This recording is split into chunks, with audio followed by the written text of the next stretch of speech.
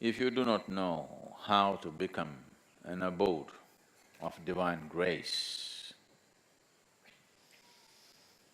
there are other simpler ways of getting there. One simple way is to make your life into a giving. When I say giving, I am not talking about… It is not to be understood as an act, because giving as an act is a deception. Because what can you give? Everything that we have, including this body, we have taken from this planet.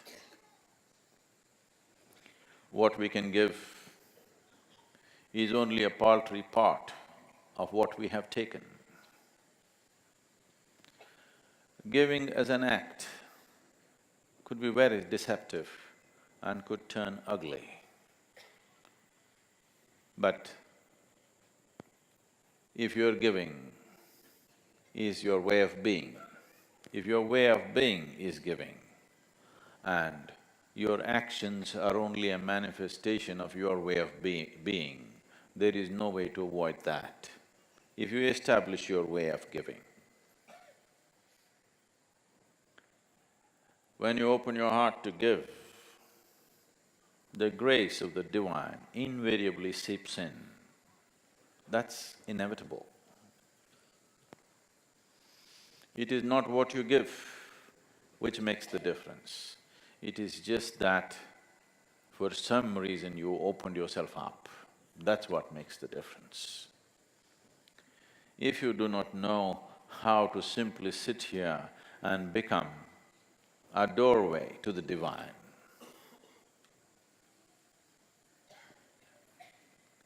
giving is a simple way of making yourself porous enough so that the grace of the divine inevitably enters you. It is in setting boundaries that we have denied ourselves the possibility of the divine. Every time we hold back, we set boundaries. And when we set boundaries, we deny ourselves the ultimate possibility.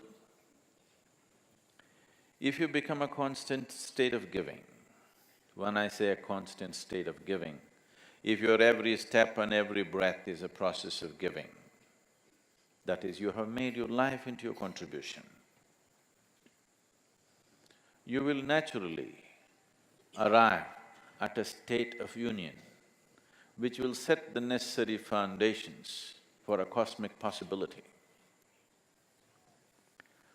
It has been my fortune and privilege that at a very early age, I became a witness to a certain state of giving, a certain transaction which was beyond anybody's understanding who was there, including mine. I have told you, probably many of you, a few times, about my great-grandmother who lived up to be 113 years of age. Because she would never die, people thought she's a devil of a woman. She buried her husband, she buried all her children, a few of her grandchildren, and I think even a couple of her great-grandchildren. But she wouldn't die, 113 years of age. I have seen her in various kinds of states,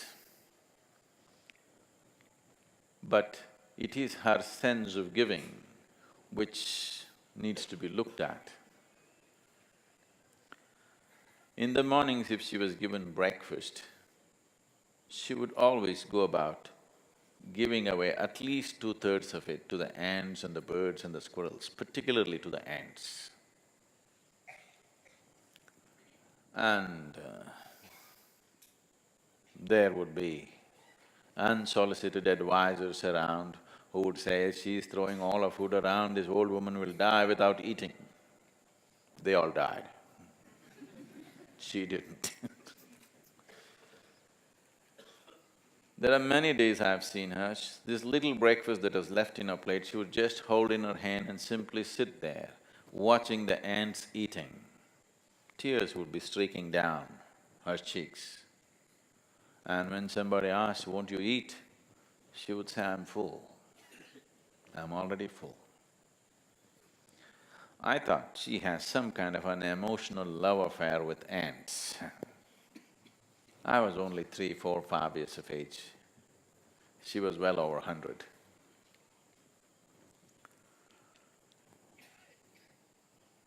It is many, many years later, I realized there's another way to transact with the world.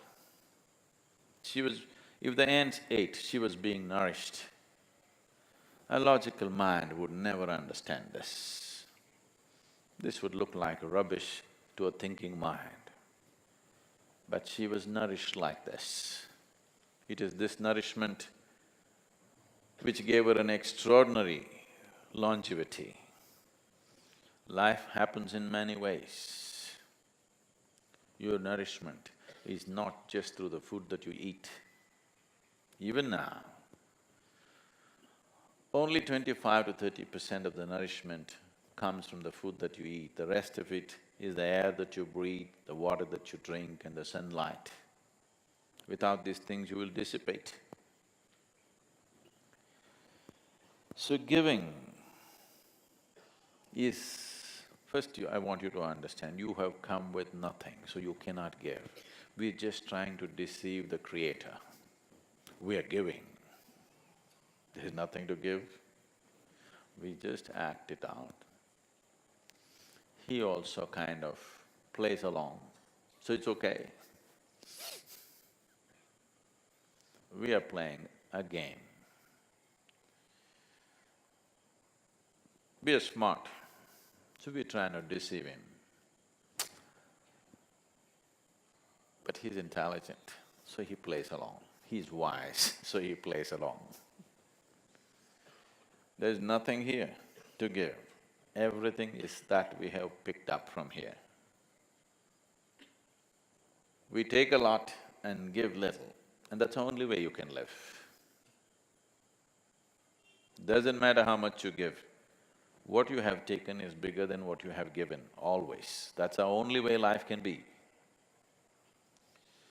So don't make too much out of giving. It's just a trick. This possibility, it's a simpler possibility than if you do not know anything, if you do not know any other mode of opening yourself up to the creation. This is a simple possibility, just making every act, every breath into your process of giving, seeing how you can contribute to everything around you, no matter what you're doing. You will see, in 24 hours' time, you will be so rich. The experience of life, the beauty of life will set a glow on your face just like that, simply because that's how you are. Because that's the only way life functions. Life, the process of life is a giving. It's a transaction. In every giving, there is a taking. It is just that you ignore the taking, that's all. Not that there is no taking, there is taking, we are taking more than we are giving. But in your mind, you just ignore the taking. You just keep the giving. Because you don't have to take, it'll be pushed into you.